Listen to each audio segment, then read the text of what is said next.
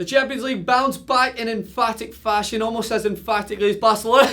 Get the jokes out of the way. Good joke, good joke. Let's move forward. Either way, here are 5 things we realised from the Champions League coming back to our screens. Number 1, as you will see from the title, Leicester City love nothing more than being the underdogs. They're struggling in the Premier League at the moment. Why? Because no longer do people underestimate Leicester in the Premier League. They won the trophy. They proved that they can go on and be a dominant team from start to finish. They proved that you cannot underestimate the Foxes. However, in the Champions League, they haven't learned that lesson yet. Therefore, many people doubted them. 100-1, I believe they were, to go on and win this trophy. By no means is it the same 5,000-1 that we've seen in the Premier League, but people were still doubting that they would handle the pressure of the Champions League, playing on the biggest stage in front of the biggest audiences, different style of football, different referees, different tempo, and they just laughed. Mahrez laughed. They banged in a free kick. Albrighton banged in the first goal, and therefore Leicester proved that they love to be the underdogs. Next up, Messi has broken another record, and this time he breaks a record in which Cristiano Ronaldo usually likes to hold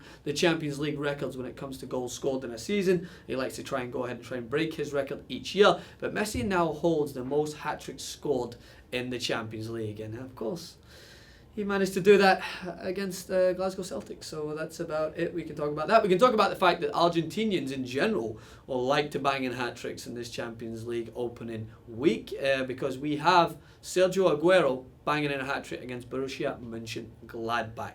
Next up, we learned that Pulisic, the young American who is on the tip of everyone's tongue here in America about him being the next big thing, proves that he can mix it with the big boys. So Legia Warsaw provide a hostile environment, to say the least, but Borussia Dortmund were not fazed by this at all, and neither was the youngster Pulisic, who was able to contribute for assists in that game and prove that he can mix it with the best. With some more playing time, some guidance from the wise coaches and the Dortmund staff, he could well and truly come on to be a fantastic footballer. The next thing we learned is that Real Madrid proved that the most important thing to going on to retaining your Champions League trophy is squad depth.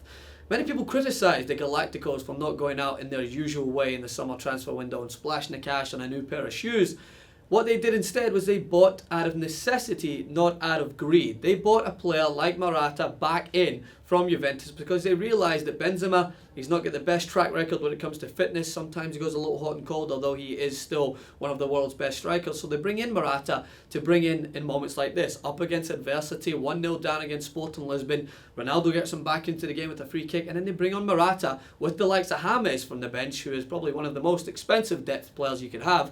Nonetheless, he reaps the rewards. Zizou bought wisely, and Real Madrid, even though they didn't go in and batter their opponents 7-8-0, for me, this was a huge sign that Real Madrid have the essential tools to go ahead and potentially win back the Champions League, being the first team to win it back-to-back. I'm not saying they will. I'm just saying that they showcase that you don't have to have the big flashy signings every year, that squad depth can be enough to get you over those rough patches. And the last thing we learned is that Pep Guardiola is not human. This man continues to just showcase that no matter what team he goes to, he's able to imprint his playing style, his winning mentality in a matter of weeks. He's 7 games in to his Manchester City career, and he's the first manager in their history to get off to a 100% start. Win-wins all round. This guy is of course rubbing off on the likes of Kevin De Bruyne, Sergio Aguero, who bangs in a hat-trick there, even though he's suspended in the Premier League. It hasn't affected his form when he's on the park, and they really do look dominant. And who have they got next to face? Glasgow Celtic.